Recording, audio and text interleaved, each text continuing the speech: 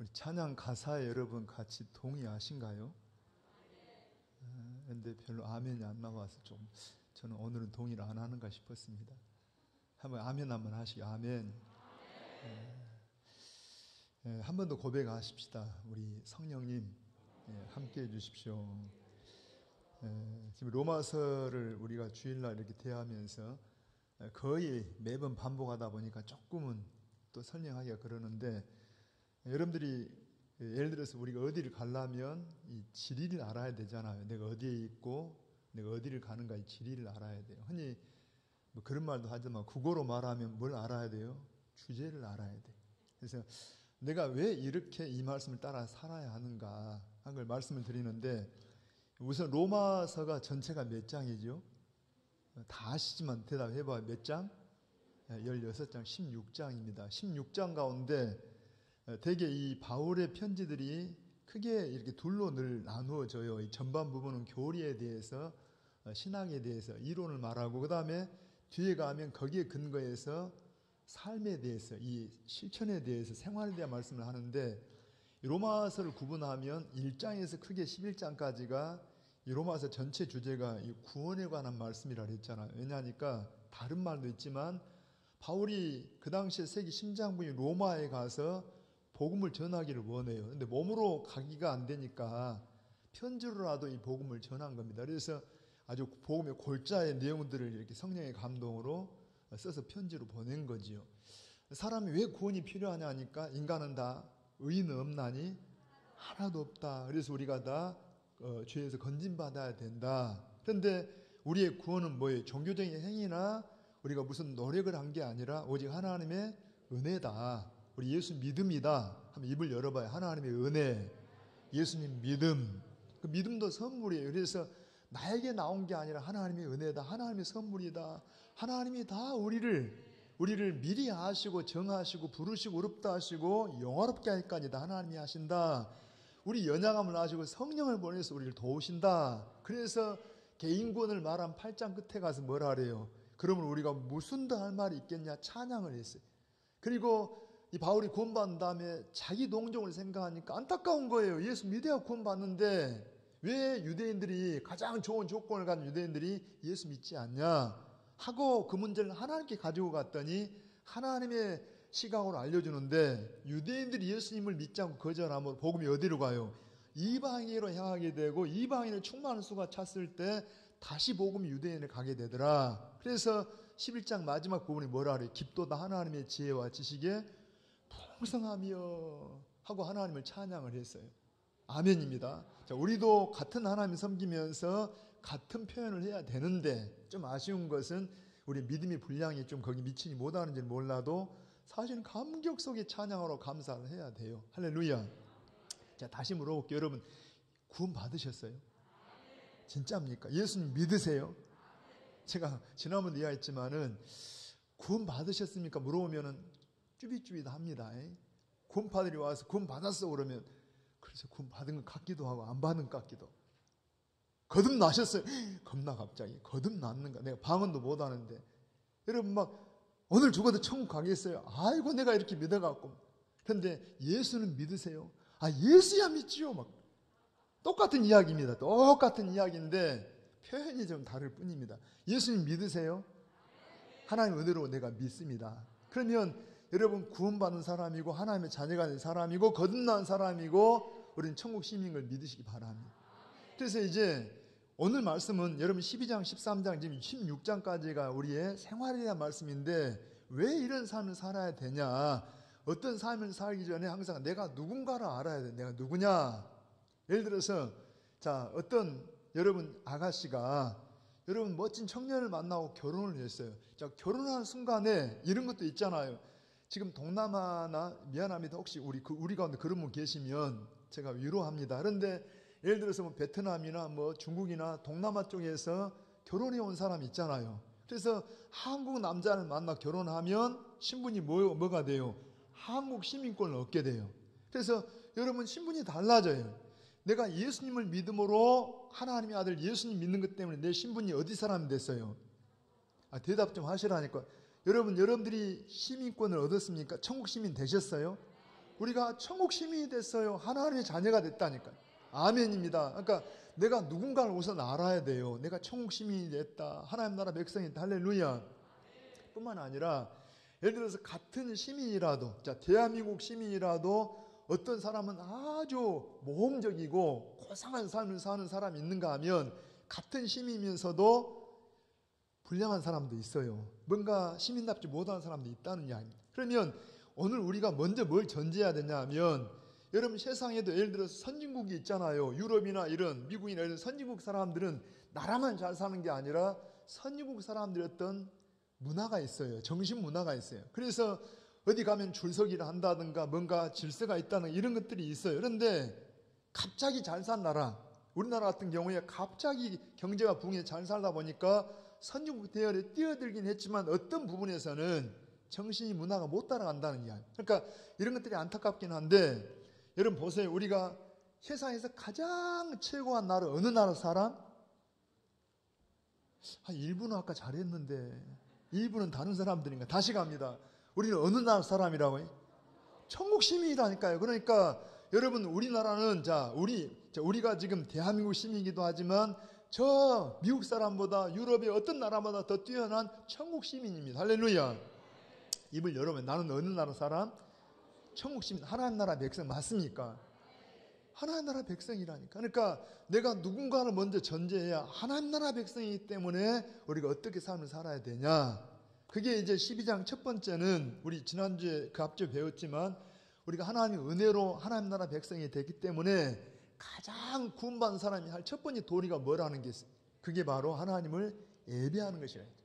여러분 내가 누구의 자녀다 할 때 여러분 철이 들고 의식이 있다라면 내 부모가 별로 학력도 모자라고 가진 것도 없어갖고 사람들은 나를 무시할지 몰라도 우리 부모를 무시할지 몰라도 자식만큼은 내 부모를 최고로 알고 가장 사랑하는 분으로 존중하고 존경이 옳지 않습니까?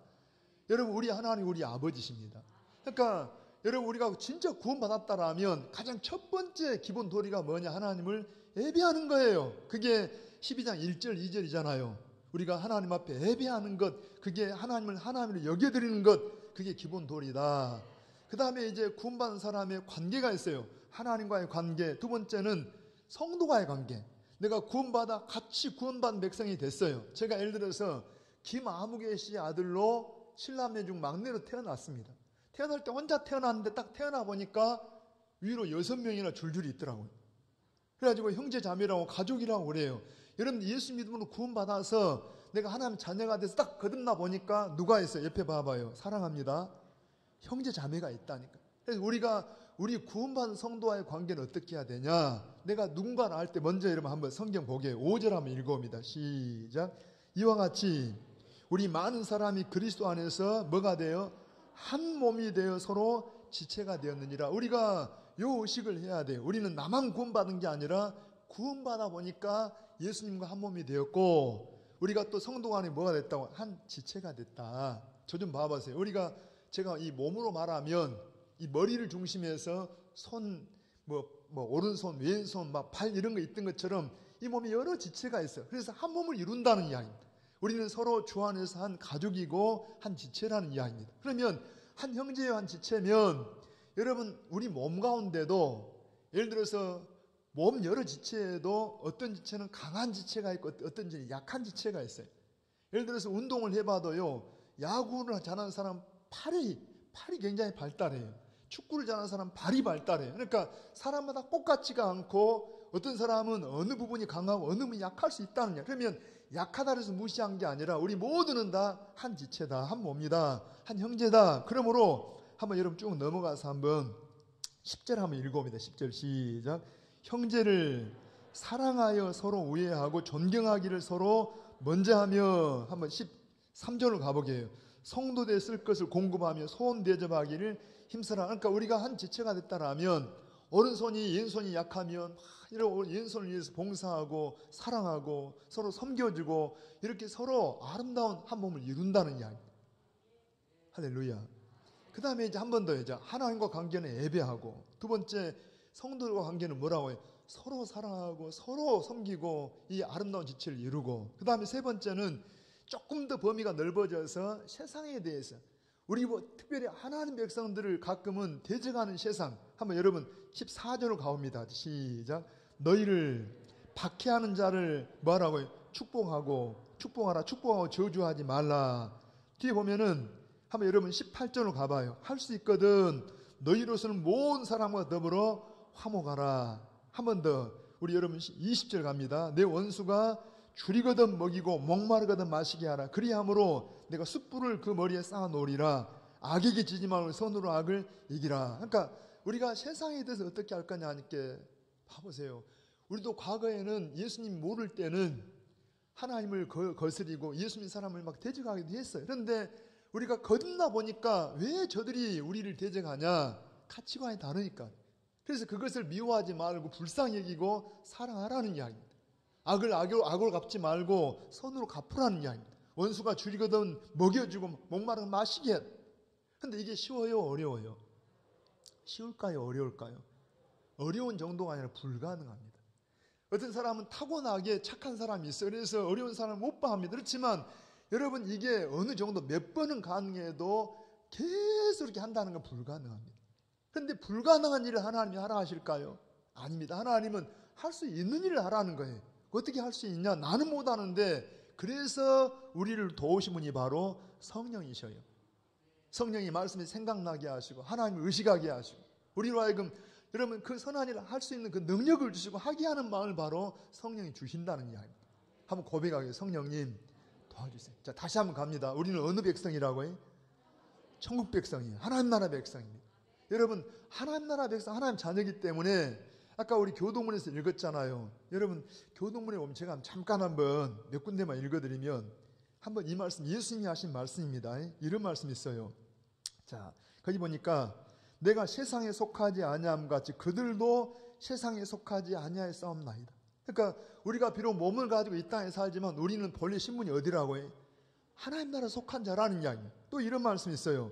아버지께서 나를 세상에 보내신 것 같이 나도 그들을 세상에 보내었고. 그러니까 우리는 지금 이 땅에 예수님을 대신해서 파송받은 주님을 대리자라는 이야기입니다. 아멘입니다. 그러니까 우리가 비록 부족하지만 우리 신분이 천국 시민이고 주님을 대신한 자이기 때문에 세상에 사는 사람과 가치관이 너무 달라요. 그래서 이 세상에 대해서 그렇게 살아야 되는데 우리 힘으로 할 수 없어서 누가 오셨다고 해? 성령을 보내서 우리에게 능력을 주시고 함께 하신다는 이야기. 아멘입니다. 한 번 더 고백하게 성령님 도와주세요. 여러분들이 수시로 불러야 돼요. 그 다음에 이제 오늘 말씀은 조금 더 범위가 달라져서 그러면 우리가 세상에 주어진 여러 가지 공권력에 대해서 권위에 대해서 할 거냐. 세상에는요 2사람 이상만 만나면 권위라는 게 발생을 합니다. 심지어 쌍둥이도 거의 권위가 있어요. 지가 형이라고 형노릇 하려고 합니다. 쌍둥이도. 여러분 동생은 안질라라고 형은 그냥 형노릇 하려고. 이게 이 2사람 이상만 돼도 권위라는 게 있어요. 그런데 성경의 권위, 성경의 권세를 우리가 좀 배워야 돼요. 자, 여러분 봅니다. 일반적으로 우리는 권위가 지금 무너진 시대에 살아요. 여러분 권위를 잘 인정을 안 하려고 하는데 왜냐하니까 과거에 우리의 권위를 가진 사람들이 우리에게 그렇게 좋은 영향을 못 미쳤어요. 더군다나 제가 이 설교를 준비하면서 보니까 우리 광주 사람들은 더 이런 부분이 좀 예민합니다. 참 말아야 조심스러운 것은 과거에 군사 독재 같은 이런 어떤 정부가 있어가지고 여러분 우리가 광주 항쟁도 하고 민주화 항쟁도 했잖아요. 많은 사람이 막 여러분 죽기도 하고 많은 불이익을 당했으니까 우리가 권위나 권세 그러면 굉장히 거부감이 있는데 근데 우리는 다시 한번 어느 시민이다? 광주 시민이기 전에 천국 시민입니다. 우리 주님을 대신한 자입니다. 그래서 오늘 말씀을 주님의 눈으로 좀 보시라는 이야기. 자, 갑니다. 한번 1절 한번 읽어봅니다. 시작. 각 사람은 위에 있는 권세들에게 뭐하라? 복종하라. 우선 각 사람입니다. 모든 사람들은 다 위에 있는 권세에게 일단 뭘 하라고 해요? 복종하라는 거예요. 듣기 싫어요? 거북이에요? 솔직히 부담스러워요. 그러니까 저도 준비해서 설명해 부담스러운데 그런데 우리가 인간적인 생각으로 말하면 굉장히 부담스러우나 왜 그렇게 해야 하는가 하니까 다시 한번 1절 끝까지 한번 읽어보게요. 시작. 각 사람은 위에 있는 권세들에게 복종하라. 권세는 하나님으로부터 나지 아니 없나니 모든 권세는 다 하나님께서 정하신 바라. 할렐루야. 누가 정하셨다고 해? 하나님께서. 자, 저 좀 봅니다. 조금 더. 여러분 이 말씀을 할 때 예를 들어서 이 당시에 예수님도 여러분 유대인들이 예수님을 시기하고 미워가지고 죽게 했지만 실제로 사형 언도는 누가 내렸어요? 로마 정부를 대신한 로마에 파송된 빌라도가 사형 판결을 내려가지고 십자가에 죽으신 거예요. 그러니까 예수님도 죽게 한 로마 정부입니다. 그 당시에. 그리고 이 로마서를 쓰고 있는 사람이 바울인데 바울도 여러분 얼마 후에 예루살렘에 잡혀가지고서 로마에 가서 로마 감옥에 있다가 로마에 의해 순교를 당해요. 그러니까 이 당시에 로마의 황제가 누구냐? 이 기독교를 아주 대적하는 네로가 통치할 때입니다. 그런데 여러분 바울은 디모데전서 2장 한번 우리 자막을 좀 띄워보시죠. 디모데전서 2장 1절부터 한번 시작. 그러므로 다 읽어보세요. 내가 첫째로 권하노니 모든 사람을 위하여 간구와 기도와 도구와 감사를 하되 자 2절 임금들과 높은 지위에 있는 모든 사람을 위하여 하라. 이는 우리가 모든 경건과 단정함으로 고요하고 평안한 생활을 하려 함이라. 3절입니다. 이것이 우리 구주 하나님 앞에 선하고 받으실 만한 것이니. 그러니까 여러분 사도 바울은 지금 디모데전서 후서에서 이럽니다. 모든 사람에서 기도하되 첫째 거기 임금들 이 권세자들에서 기도해라. 왜 그러냐 하니까 여러분 고요하고 안정된 생활을 위한 건데 그것이 선하시고 하나님이 원하시는 뜻이다 이렇게 말합니다. 그러니까 이 세상의 모든 권세는 오늘 아까 로마서 13년 1절에 보니까 하나님이 다 주셨다는 거예요. 하나님 왜 주셨냐? 지금 봅니다. 교회만 그런 게 아니라 하나님은 세상에도 하나님이 하나님의 원래 권세를 갖다가 위임을 해준 거예요. 맡겨준 거예요. 왜 맡겨줬냐? 이 세상은 최소한 우리 교회만 그분이 다스리는 게 아니라 세상도 그분이 통치하신다는 게 통치하시는데 이 세상이 온전하지 못하기 때문에 기본적으로 이 어떤 권세를 가진 사람들에게 하나님의 권세를 맡겨가지고 하나님은 질서의 하나님이십니다. 그러니까 하나님은 질서가 유지되도록 하나님이 그 권세를 주기도 하시고 하나님 공의의 하나님이셔요. 그래서 여러분 불의가 판치지 못하도록 최소한의 그런 권세를 가지고 이 모든 세상을 유지하도록 하셨다는 게 아닙니다. 그래서 모든 권세를 맡겨요. 할렐루야. 맡기십니다. 여러분 베드로 사도도 그럽니다. 한 번 더 베드로전서 2장 13절 14절 한번 자막으로 한번 보게요. 베드로전서 시작. 인간이 모든 제도를 주를 위하여 순종하되 혹은 위에 있는 왕이나 혹은 그가 악행하는 자를 징벌하고 선행하는 자를 포상하기 위하여 보낸 총독에게 하라. 아멘입니까? 여기도 베드로 사도도 그래요. 모든 권위 앞에 순종해라. 여러분 예를 들어 성령 충만을 말한 다음에 자녀들아 부모에게 순종하라 한다든가 아내들아 남편에게 순종하라 한다든가 할 때 항상 말하는 것처럼 하나님은 질서의 하나님, 공의의 하나님이십니다. 다시 이제 본문 한번 갑니다. 자, 한번 여러분 2절로 가보게 같이. 시작. 그러므로 권세를 거스리는 자는 하나님의 명을 거스림이니 거스리는 자들은 심판을 자취하리라. 자, 일반적으로 우리가 하나님이 모든 권세를 주셨기 때문에 여러분 보십시다. 하나님의 질서를 위해 하나님의 권위를 인정하면서 복종해야 되는데 자, 이 말씀 들어가기 전에 예외가 있어요. 그러면 무조건 복종할 거냐? 성경으로 한번 답을 봅니다. 한번 사도행전 4장으로 한번 가보게요. 사도행전 4장 한번 5절을 한번 우리 읽어봅니다. 시작. 이튿날 관리들과 장로들과 서기관들이 예루살렘에 모였는데 자, 이 배경을 제가 설명드리면 여러분 사도행전 2장 3장을 거치면서 오순절에 성령이 임하고 여러분 사도들이 막 복음을 전했더니 엄청나게 여러분 구원받는 자가 많아지고 교회가 막 부흥되는 거예요. 그랬더니 이때 이제 관리들과 장로들과 서기관 이들은 지금 권위를 가진 사람들입니다. 이들이 어때요? 예루살렘에 모였어요. 자, 더 봅니다. 한번 15절로 가보게요. 15절 시작. 명하여 공의에서 나가라 하고 서로 의논하여 이르되 자 18절로 갈까요? 같이 그들을 불러 경고하여 도무지 예수의 이름으로 말하지도 말고 가르치지도 말라. 그러니까 이들이 지금 그 권세를 가지고 뭐 했다고요? 예수의 이름도 부르지 말고 복음도 전하지 말라고 했다는 게 아닙니다. 자, 이건 우리가 일반적으로 주신 권세에 복종을 해야 되는데 예외가 되는 것은 뭐냐? 이들이 지금 여러분 마가복음 16장에 보면은 우리 주님이 자 마가복음 16장이나 마태복음 마지막 부분에 보면 한번 읽어봐요. 시작. 또 이르시되 다 입을 열어보세요. 너희는 온 천하에 다니며 만민에게 복음을 전파하라. 자, 모든 권위의 주인이 누구예요? 하나님이십니다. 자, 모든 법의 최고의 법이 바로 하나님 법입니다. 그러니까 최종 권위자인 하나님이신 예수님이 너희는 온 천하에 다니며 만민의 복음을 전파하라 하고 명령을 했는데 그 권위 가진 그분이 세상의 권위를 맡겨놓은 자들이, 그 권세 가진 자들이 예수 이름도 못 부르게 하고 복음도 못 전하게 하니까 그럼 어떻게 할 거냐?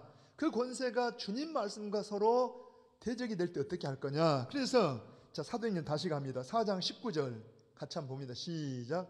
베드로와 요한이 대답하여 이르되 하나님 앞에서 너희의 말을 듣는 것이 하나님의 말씀을 듣는 것이 그것보다 옳은가 판단하라. 자, 좀 그대로 한번 지우지 말고 놔둬보세요. 자, 우리가 읽은 성경이나 이 글들은요, 모든 이 글들은 다 사실 감정이 다 들어있어요.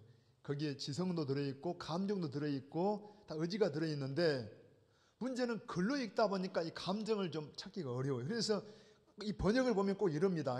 베드로와 요한이 막 성길 나가지고 하나님 앞에서 너희의 말 듣는 것이 하나님 말씀을 듣는 것보다 옳은가 판단하라 이렇게 막 시위를 했을까요?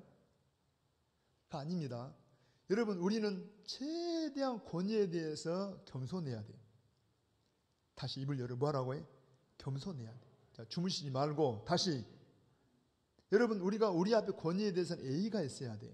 그러니까 여기서 이 말은 막 그냥 막 항의하면서 막 부정적으로 말한 게 아니라 태도는 겸손하면서도 예의가 있으면서도 그러나 담대하게 단호하게 우리의 최종 권위는 누구라요? 하나님이십니다. 그러니까 여러분 앞에서 하나님 말씀을 듣는 것과 여러분 말 듣는 것을 무엇이 옳은가 판단해 보세요 하고 이야기한다는 이야기입니다.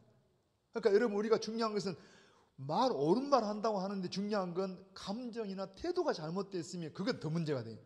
그러니까 여러분 태도나 감정은 예의 바르고 겸손하게 하되 그러나 분명한 것은 최종 권위자 하나님 인정해야 한다는 이야기. 그래서 뒤에 한 번 더 31절 갑니다. 같이.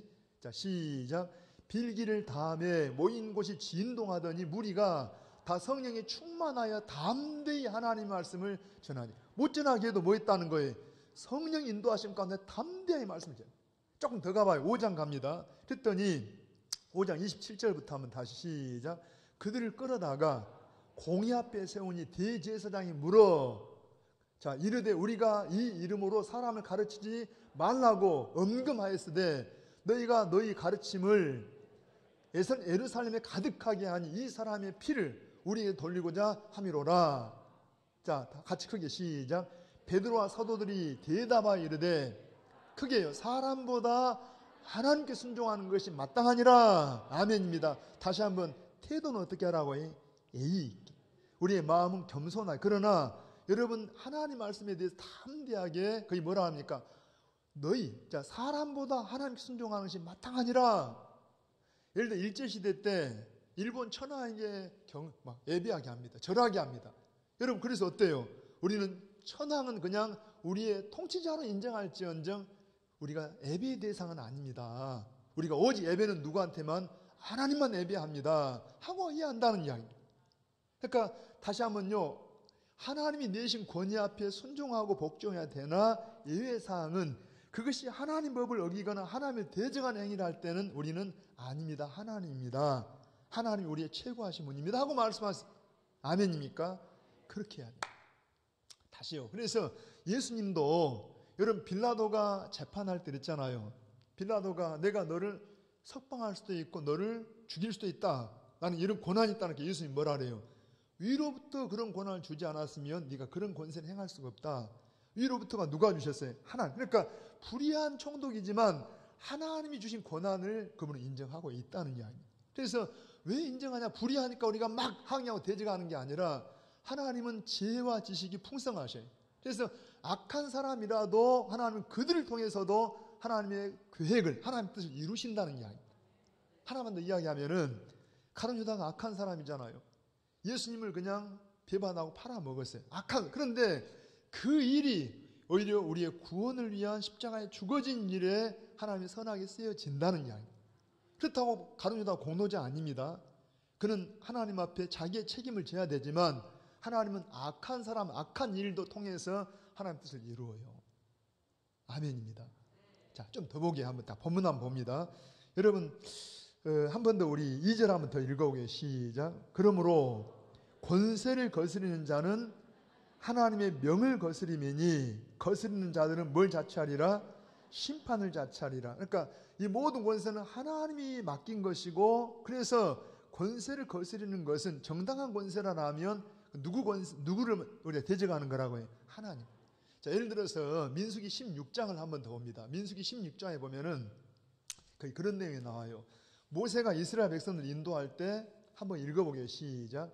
레이의 중손 고핫의 손자 이스할의 아들 고라와 루벤 자손 엘리압의 아들 다단과 아비람과 벨레스의 아들 오니 당은지. 그러니까 이 네 사람은 굉장한 사람들입니다. 거의 이 모세와 방불할 정도의 굉장한 사람들인데, 이들이 앞에서 끌어가면서 그 다음 2절 갑니다. 같이. 자, 시작. 이스라엘 자손 총회에서 택함을 받은 자 곧 회중 가운데에서 이름이 있는 지휘관, 아주 이름이 알려진 지휘관 몇 명을? 250명과, 그러니까 중간 리더들이 이들을 붙잡고 함께 누구를 거스려요? 모세를. 자, 아까 우리는 이 모세도 혹은 어떤 대통령도 왕도 원래 그 권위를 부여하면 누구라고 해요? 모든 권세는 하나님께 속한 것이고 하나님께 맡겼다는, 그러니까 하나님 모세에게 권세를 맡긴 거예요. 모세가 뛰어나서만 그런 게 아니라 모세나 고라나 비슷해요. 그런데 하나님 맡겼다는. 그런데 인간적으로 생각해서 왜 모세만 우리의 권위가 돼야 되냐? 나도 할 수 있다 해가지고서 4명과 250명이 막 주동이 돼가지고 모세를 거스려요. 그랬더니 그냥 쭉 넘어가서 볼게요. 결론에 가서 보면은 아까 여러분 2절에 뭐라 합니까? 권세를 거스리는 자는 누구를 거스린다? 하나님의 명을 거스리니 거스리는 자들은 뭘 자취하리라? 단순히 모세를 거스리는 게 아니라 모세를 하나님을 거스리기 때문에, 한번 우리 16장 한번 쭉 넘어가서 여러분 한번 32절 한번 보게요. 32절. 자, 시작. 땅이 그 입을 열어 그들과 그들의 집과 고라에 속한 모든 사람과 그들의 재물을 삼키매. 여러분, 고라와 그 가족만 아니라 거기에 아까 4사람 그리고 250명을 다 그냥 불러 태워버리고 땅으로 삼켜버렸다는 양. 하나님이 심판하십니다.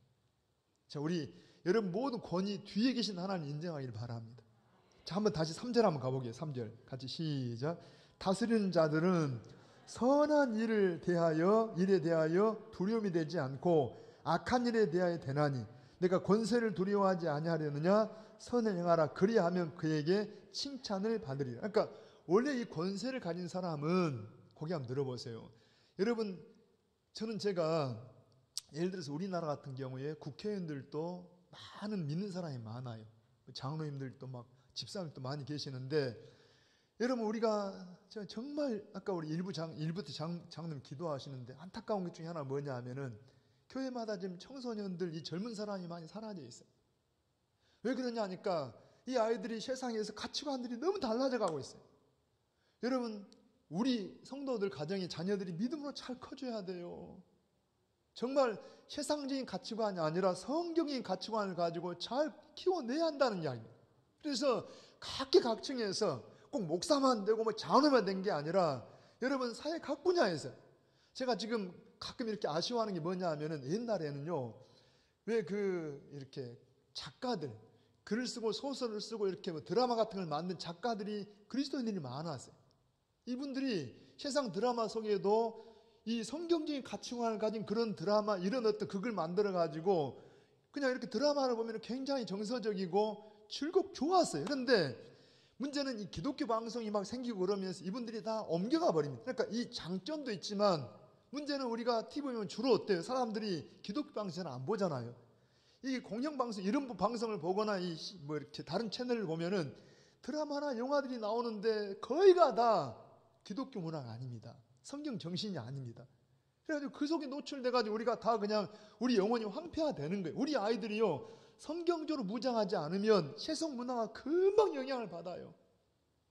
세속주의로, 물질주의로 막 흘러가 버립니다. 그러니까 이게 안타까워요. 그러니까 여러분 자녀들 잘 키우세요. 정말 잘 키워야 합니다. 제가 정치인도 아니고 뭐 문화적인 부분도 약한데, 여러분 이런 분야에 정말 출중한 인사들이 많이 나와야 한다니까. 이들이 정말 하나님께서 그 권위를 줬다라면 그 권위를 가지고 뭐 하는 거예요? 하나님 나라를 만들어, 그 문화를 만들어야 한다는 이야기. 이야기. 그래서 다시 한번 여러분 한 번 더 3절 한번 읽어보게요. 시작. 자, 다스리는 자들은 무슨 일에? 선한 일에 대하여 두려움이 돼. 그러니까 여러분 우리가 다스리는 사람들 아까 말한 것처럼 하나님이 맡기신 것으로 알고 정말 성경적인 가치관을 가진 국회의원이다라면 무슨 거기에 동성애가 나오고 여러분 하나님을 대적하는 이런 일들을 갖다가 거론할 수 있냐는 이야기입니다. 있을 수 없는 거. 그런데 왜 따라가냐? 말만 기독교이지 말만 예수님의 사람이지 그 정신이 제대로 안 되니까 그럽니다. 여러분 정말 우리가 정말 기도하시고 심각해요. 굉장히 중요한 이야기입니다. 그리고 또 보니까 이들은 어때요? 선한 일을 위해서 세워진 것이기 때문에 뒤에 이런 말씀 있잖아요. 네가 권세를 두려워하지 아니하느냐? 선을 행하라. 그리하면 그에게 칭찬을 받으리라. 그래서 여러분 어때요? 우리가 교회에서도 칭찬하지만 어떤 사람이 질서를 잘 지켜요. 어려운 사람을 돌아봐요. 그러면 뭘 받아요? 대통령 표창도 받고 뭐 시장에 감사장도 받고. 여러분 그 사람을 통해서 선행에 대해서 상을 받기도 하고 칭찬도 받기도 한다는 이야기입니다. 그들은 다 누구 대신이라고 해요? 하나님을 대신해서. 할렐루야. 자, 한번 4절 가봅니다. 자, 한번 시작. 그는 하나님의 뭐가 돼요? 여러분 여기에 사역자가 목사나 장로만 그런 게 아니에요. 여기 보니까 이 일반 은총으로 권세 가진 사람들이 누구로 하는 거예요? 하나님의 사역자라는 겁니다. 읽어봐요. 4절에 두 번이나 나오는데 다시. 그는 하나님의 사역자가 되어 내게 선을 베푸는 자니라. 그러나 내가 악을 행하거든 두려워하라. 그가 공연히 뭘 가졌다고 해? 칼을 가지지 아니하였으니 곧 하나님의 사역자가 되어 악을 행하는 자에게 진노하심을 따라 보응하는 자니라. 뭔 말이냐면은 이 공권력입니다. 경찰이나 여러분 재판하는 재판관들이나 이 사법권자들 거기 한번 들어보세요. 예를 들어 우리가 저도 광주 시민입니다. 혹시 어떤 말을 좀 부딪히면 여러분 이해하시고요. 제가 광주 살면서 저는 일제시대 경험도 없고 6.25 경험도 없어요. 그런데 광주 사태 경험은 있어요. 그때 뭘 깨달았냐면 광주 사태 그러면 그냥 그 당시 군사 독재 정부 너무 악하지요. 여러분 많은 군인들이 와서 해를 끼친 건 맞아요. 그런데 제가 그럼에도 불구하고 뭐가 있었냐면요. 그래도 악한 정부라도 있는 것하고 무정부 상태가 돼버린 것하고 이걸 아주 그때 굉장히 무섭게 경험을 했어요. 그러니까 막 데모하는 이 아이들이 정말 민주화를 위해서 한 얘들도 많아요. 아니, 거의 가다 그러는데 어떤 아이들은 이게요. 전혀 이 아이들이 막 무기를 들고 다니면서 그냥 빵빵 싸대고 그러니까 이게 공의라는 게 없어요. 질서라는 게 없어요. 그러니까 그때가 더 무서워요. 뭔 말이냐면은 여러분 하나님이 그런 공권력이나 권세를 줬다는 것은 뭘 위해서요? 질서를 위해서고 우리 안정을 위해서고 평화 유지를 위해서 하나님이 줬다는 이야기입니다. 그러니까 본문 다시 한번 여러분 4절 한번 읽어봅니다. 한 번만 더 시작. 그는 뭐가 됐다고요? 하나님의 사역자가 되어 내게 선을 베푸는 자니라. 그러나 내가 악을 행하거든 두려워하라. 그가 공연히 뭘 갖지 않았다? 그 말은 지금 그들이 뭘 갖고 있는 거예요? 칼이라는 힘을 갖고 있다는 이야기. 여러분 우리가 경찰들이 힘을 주고 사법권을 가진 사람이 힘을 줘요. 물론 개중에 악한 사람도 있지만 대부분은 그래도 공부 많이 하고 여러분 바른 어떤 질서를 위해서 있다라면 이들이 이 힘을 쓴다는 이야기입니다. 예를 들어서 제가 아까 무질서야 했지만은 사람이 이런 게 있잖아요. 법은 멀고 주먹은 저만 아는 것 같아요. 여러분 가끔 그런 게 있잖아요. 막 사고 문제가 터지면 그냥 법은 일단 멀고 그냥 손을 막. 그럼 그래서는 안 된다는 이야기입니다. 여러분 예를 들어서 옛날 서부 영화 보면은 그냥 총잡이가 그냥 총 쏴고 끝나버려. 중국 무슨 영화 보면 칼제비들이 막. 그거 안 된다는 여러분 봐요. 그러면 억울한 사람이 많이 생겨요. 그래서 내가 예를 들어서 억울한다 할지라도 내가 갚으려고 하는 게 아니라 그래서 하나님 공의 하나님이 그 권세를 줘가지고서 경찰이다 뭐 재판을 한다 하면서 줬다는 거예요. 그래서 우리가 뭐 하라고 해요? 선을 행해야 돼요. 악을 행해서는 안 된다는 이야기. 왜?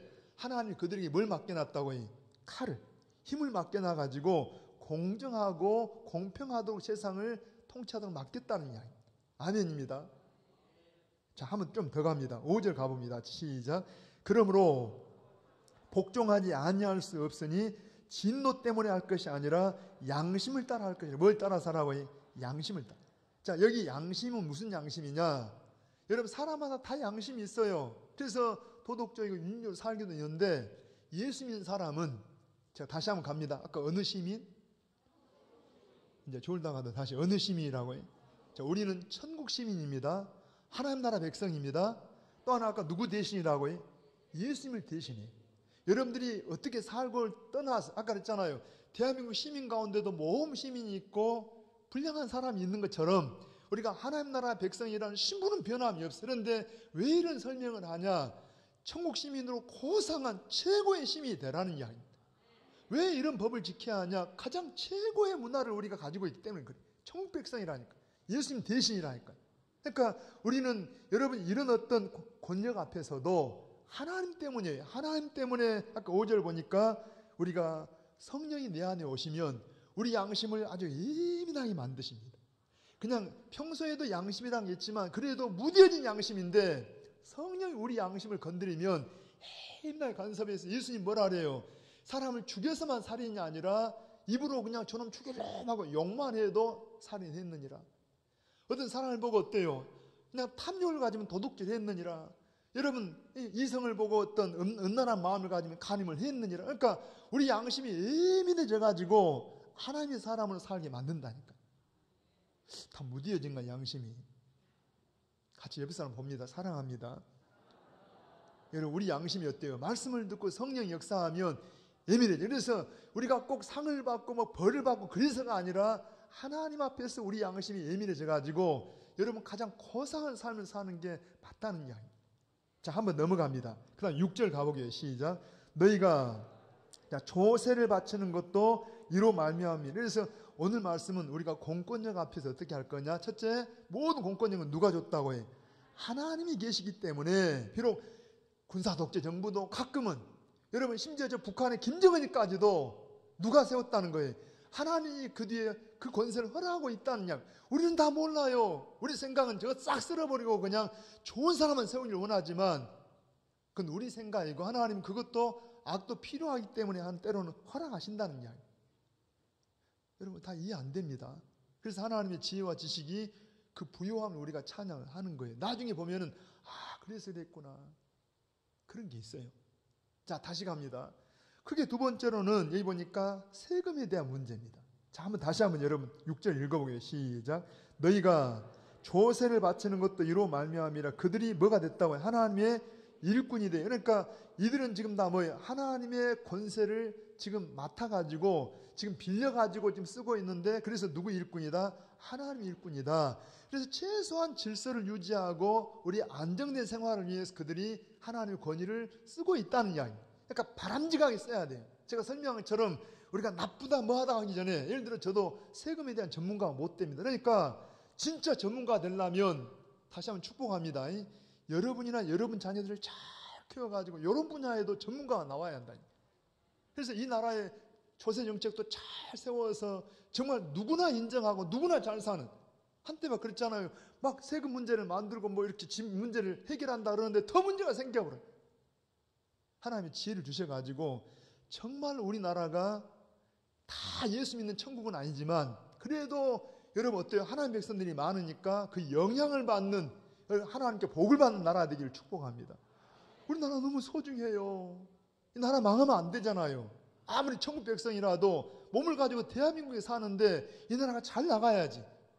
위기를 만나면 안 된다는. 그러니까 여러분 어때요? 기도도 해야 되고 아까 그랬잖아요. 모든 일을 기도하되 임금을 위하고 총독을 위해 기도해라. 왜? 평안하고 안정된 생활을 위해서다. 지금도 우리가 기도해야 되지만 기도만 갖고 나뉘고 뭐라 하고 여러분들이 전문가를 키우라니까. 믿음의 사람을 키우라니까. 그래서 이들이 하나님의 마음을 가지고 성경 정신을 가지고 각계각층에서 이런 어떤 전문적인 일을 해야 돼. 저는 제가 하나만 더 조금 시간이 가지만은 여러분 늘 우리 고3 아이들, 수험생들 보면은요 시험 볼 때마다 아쉬워요. 안타까워요. 이 분야도 정말 교육계에도 성경 정신을 가진 전문가가 나오면 좋겠어요. 좀 더 우리보다 선진국 독일이라든 이런 데 보면은 우리 목사님들이 지금 우리 교회 출신들도 독일에 가 있기도 하잖아요. 보면은 좀 교육 정책이 다르더라고요. 이들은 그냥 초등학교 교육할 때하고 전문 분야를 공부할 때하고 달라요. 우리는 똑같이 막 하다가 공부는 했는데 쓸모가 없는 때가 많아요. 근데 진짜 학자로 나갈 사람, 전문 분야로 나갈 사람, 기술자로 나갈 사람, 좀 이런 것도 좀 전문가가 나와가지고 여러분 교육 정책도 좀 잘 쓰면 우리 아이들이 여러분 공부만 하면 되겠어. 놀기도 해야지. 신앙생활 잘해야지. 고3만 되면 신앙이 어디 가버려요. 미안합니다. 여러분 앞에 할 말이 아닌데, 아니 할 말이네요 보니까. 여러분 자식들 잘 키워야 한다니까요. 그래서 전문가 만드시라니까요. 하나님의 사람 만들어야 돼. 할렐루야. 다니엘도 그랬고, 여러분 전문가잖아요. 요셉도 마찬가지로 하나님의 사람으로 전문가였어요. 이런 사람들이 많이 나오기를 축복합니다. 그래서 여기 보면 조세가 나오고 관세가 나오는데, 자, 저 좀 봅니다. 예수님이 왜 이제 이런 말씀 하냐면, 제가 마지막 결론을 이야기 드리면, 여러분 그 당시에 유대인들은 아까 우리가 어느 시민이다?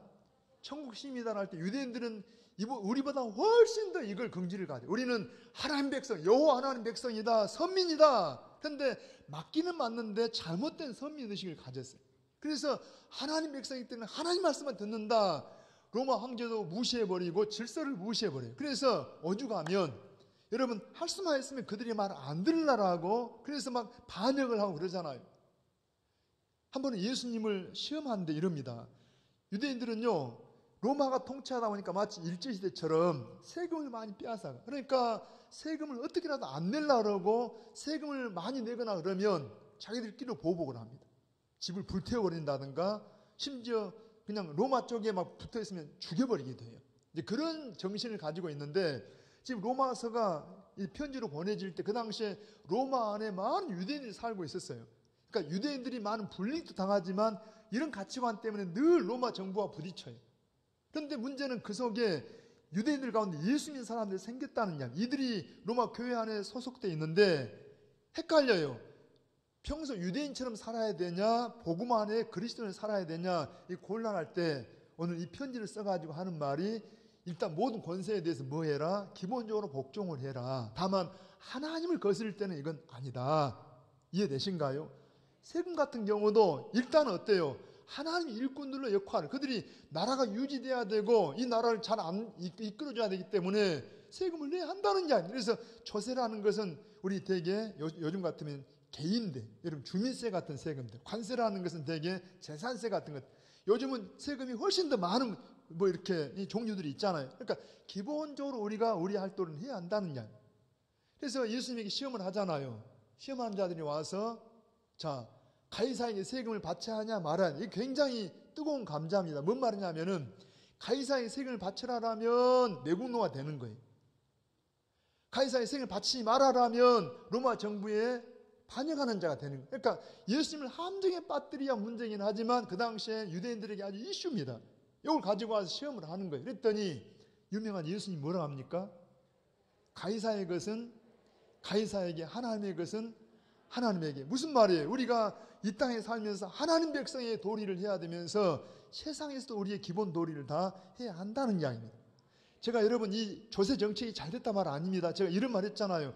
이런 분야에도 성경 정신을 가진 전문가가 나와가지고 이 나라를 누구도 좀 할 수만 있으면 공평하게, 완전하지는 못하지만은 억울해하지 않도록 이런 세금 정책도 잘 펴야 되기는 하나, 기본적으로 이것들은 우리가 막 대적할 것이 아니라 하나님 앞에서 그 권세를 인정하고 순종할 것이다. 불편한 말씀을 드렸습니다. 그렇지만 누구 말씀이라고 해요? 하나님 말씀이에요. 광주 시민들이요, 많이 억울했지만 그러나 하나님을 믿으시기 바랍니다. 전 하나님 믿어요. 하나님 우리를 인도해 주십니다. 반드시 인도하십니다. 여러분 하나님 믿고 살아가시길 바랍니다. 한번 손을 가슴에 얹어 보세요. 같이 한번 기도하십시다. 우리 하나님 아버지, 우리가 하나님의 은혜로 천국 시민이 되었고 하나님 자녀가 되었으며 뿐만 아니라 부족하지만 예수님을 대신하여 파송받은 주님의 대리자가 되게 하심을 감사합니다. 최고한 시민이요, 가장 고상한 하나님 백성이 까닭에, 그러나 몸을 가지고 이 땅에 살 때 대한민국 시민이요, 이 세상과 함께 더불어 살아야 되는데 하나님, 모든 권세나 권위에 대해서 권위주의자가 아니라 권세를 인정할 줄 아는 겸손한 저희가 되게 하여 주시옵소서. 지금은 세상이 권세를 우리가 부인하고 권위를 대적하는 세상에 대해서 부모도 대적하고 스승들도 대적하는 질서가 깨져버린 세상이지만 하나님 백성답게 행하게 하시고 겸손하게 하시며 질서에 행하여 하나님의 공의와 하나님의 질서를 세워가는 우리 모든 모험된 성도들이 다 되게 하여 주셔서, 아버지, 우리가 하나님 때문에 이런 질서를 유지함으로 하나님 복을 주셔서 우리의 모든 삶에 질서가 있고 안정되고 평안한 삶이 될 수 있도록 축복하여 주시옵소서. 예수님의 이름으로 기도합나이다. 아멘.